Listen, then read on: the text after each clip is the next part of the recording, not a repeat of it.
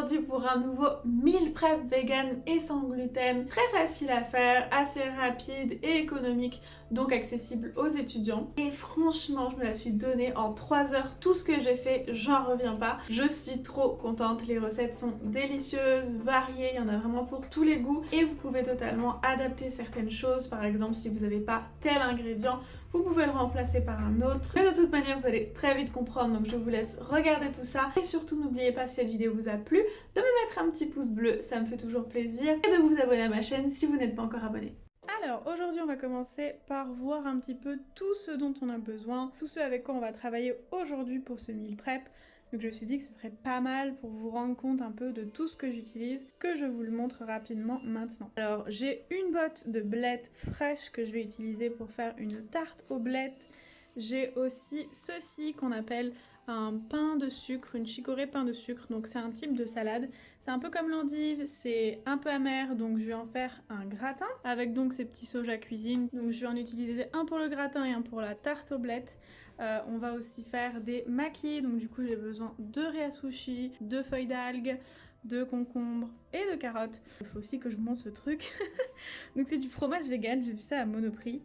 Et j'ai bien envie de tester ça dans le gratin de pain de sucre de chicorée.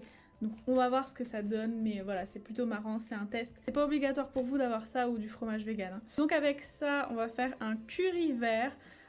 Donc j'ai vraiment hâte de tester cette pâte. J'ai trouvé en magasin exotique, elle me paraît super bien. Donc pour le curry, on va utiliser de l'aubergine, des carottes, des citrons verts, un oignon, des gousses d'ail, du riz long grain et du tofu. Alors vous allez rire, mais je n'ai pas trouvé mieux que ce tofu. Parce qu'en fait, j'ai pas eu le temps d'aller en magasin bio ou en magasin asiatique. Et du coup, en bas de chez moi, il y a un Monoprix, il y a que ça comme tofu.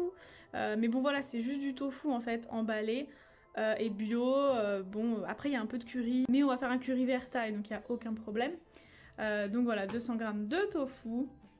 Et enfin pour nos petits déjeuners, on va avoir besoin de lait de soja. Moi je préfère à la vanille parce qu'il est déjà sucré, ça m'évite de rajouter du sucre, mais c'est comme vous voulez. De l'avoine sans gluten et une banane. Aussi derrière il y a un petit peu de levure maltée pour le gratin de chicorée.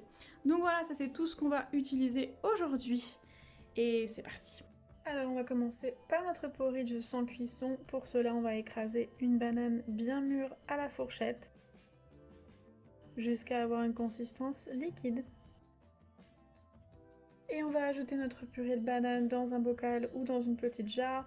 Ensuite on va ajouter 10 cuillères à soupe de flocons d'avoine ou de flocons d'avoine sans gluten et 180 ml de lait de soja à la vanille. Un petit peu de cannelle et si vous n'avez pas mis de lait végétal à la vanille, un petit peu d'extrait de vanille. Ensuite on va bien mélanger vraiment pendant au moins 30 secondes histoire de tout bien répartir. Et il n'y a plus qu'à mettre au frigo toute la nuit et il sera prêt pour demain matin. Ensuite on va faire cuire le riz pour accompagner le curry. Donc c'est très simple, moi je prends une tasse de riz pour 2 tasses d'eau. Donc je fais ça pour le riz basmati ou le riz long grain. Ensuite je mets un petit peu de sel, je vais couvrir et porter à ébullition. Et ensuite baisser à feu doux et faire cuire pendant 12 minutes en tout. Ensuite pour notre curry, on va faire revenir un petit oignon rouge dans de l'huile neutre pendant 3 minutes, histoire qu'il s'attendrisse un petit peu. Et on va ajouter ensuite 2 gousses d'ail qu'on aura émincées pendant la cuisson de l'oignon. On va faire revenir l'ail à peu près 30 secondes.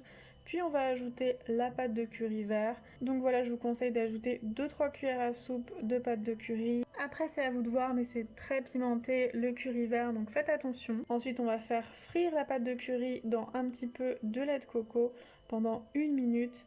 Et ensuite on va ajouter 400 ml de lait de coco et on va porter à ébullition.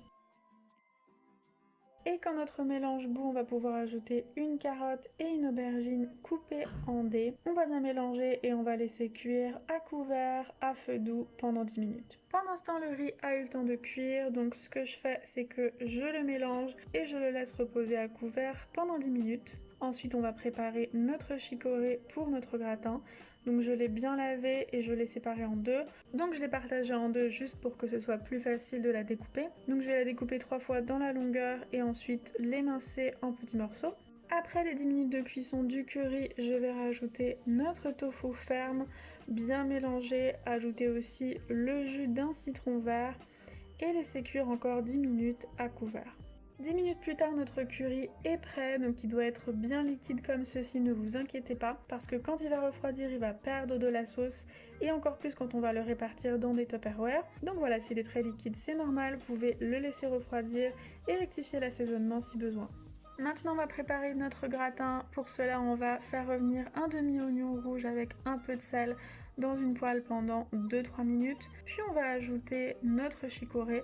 Donc moi j'y vais en 2 fois, je mets une première moitié que je fais réduire pendant 2-3 minutes parce que mon wok est trop petit. Et ensuite j'ajoute le reste de la chicorée. Et pareil, je la fais réduire pendant 2-3 minutes. Puis j'ajoute du sel, du poivre, de la noix de muscade. Je mélange et j'ajoute 2-3 cuillères à soupe de levure maltée, 200 ml de crème de soja cuisine. Et je mélange une dernière fois. Ensuite, je vais préchauffer mon four à 180 degrés, mettre un petit peu d'huile au fond d'un plat à gratin et tout simplement transvaser ma chicorée dans le plat à gratin, bien répartir notre chicorée et si vous le souhaitez, vous pouvez ajouter du fromage vegan et enfourner pendant 30 minutes à 180 degrés. Pendant que notre gratin cuit, on va préparer nos blettes. Donc on va séparer les côtes des feuilles, on va couper chaque côte en deux et ensuite en petits morceaux. Et les feuilles, on va toutes les mettre ensemble et les couper une première fois en deux, puis ensuite en lamelles, donc assez petites, et encore une fois dans l'autre sens. Ensuite, on va faire revenir 2-3 minutes l'autre moitié d'oignon rouge. Et entre temps, j'avais fait cuire du riz à sushi pour nos makis, donc pareil, lancer ça entre deux cuissons. Une fois que nos oignons sont revenus, on va rajouter les blettes et on va rajouter un petit peu de sel, un fond d'eau, on va bien mélanger tout ça et laisser cuire à découvert pendant 10 minutes. Pendant que nos blettes cuisent, on va préparer les légumes pour les makis. Donc je vais couper un demi-concombre en lamelles et une demi-carotte en julienne assez fine. Quand nos blettes sont cuites, on va pouvoir y ajouter 200 ml de crème de soja, du sel, du poivre, de la noix de muscade et 2-3 cuillères à soupe de levure maltée. Et on va bien mélanger tout ça pour que tout soit réparti. On va ensuite piquer le fond d'une tarte brisée sans gluten et vegan et on va y répartir notre mélange de blettes et de crème. Pareil que pour le gratin, on va bien lisser au-dessus et on va enfourner pendant 30 minutes à 200 degrés. Mais ça c'est pour ma pâte sans gluten, donc voilà, faites bien en fonction des instructions de votre pâte. Et enfin, dernière recette, pendant que notre tarte cuit, on va préparer nos makis. Donc comme d'habitude, on va répartir avec nos mains mouillées 3 cuillères à soupe de riz à sushi sur une feuille d'algue. Et on va ajouter nos légumes, donc un peu de concombre, un peu de carottes et des radis et du chou rouge en pickles. J'ai mis un petit peu de graines de sésame aussi, pourquoi pas. Et on va ensuite bien rouler et serrer fermement et continuer à rouler. Mais pareil, si vous voulez vraiment maîtriser les makis ou les kimbap, regardez mes vidéos qui sont vraiment faites pour ça. Et ensuite, on va couper notre rouleau avec un couteau bien propre et mouillé. Et notre meal prep est terminé. Voilà les amis, avec quoi on se retrouve 3 heures plus tard. Donc laissez-moi vous présenter nos plats pour les 4 prochains jours. Donc on a 2 portions de kimbap, finalement c'était kimbap, je sais pas, voilà, vous faites des makis, des kimbap, c'est comme vous voulez. En tout cas il y en a 25, j'estime que ces 2 portions, ça va, hein.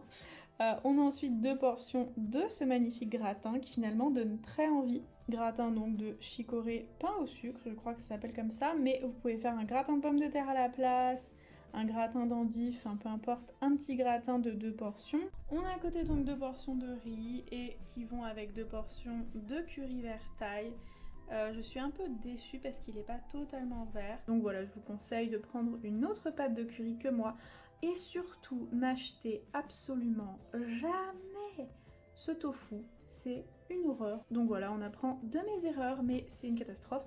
Mais bon voilà, c'est des protéines et il y a 2 grosses portions avec le riz, ça suffira largement. Et pour certains plus petits estomacs, il y a 3 portions je pense. Et ensuite on a cette magnifique tarte aux blettes qui a l'air, mais mon dieu, délicieuse. Alors je dirais donc 4 parts mais plutôt 2 portions parce que moi personnellement si je mange juste une part, c'est impossible que je sois satisfaite.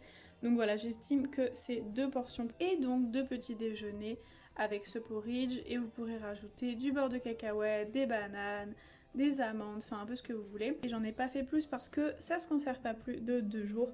Donc vous pouvez toujours en refaire. Mais en tout cas, voilà tout ce qu'on a, donc au minimum 4 jours, avec donc 2 petits déjeuners, 4 déjeuners et 4 dîners. Yes!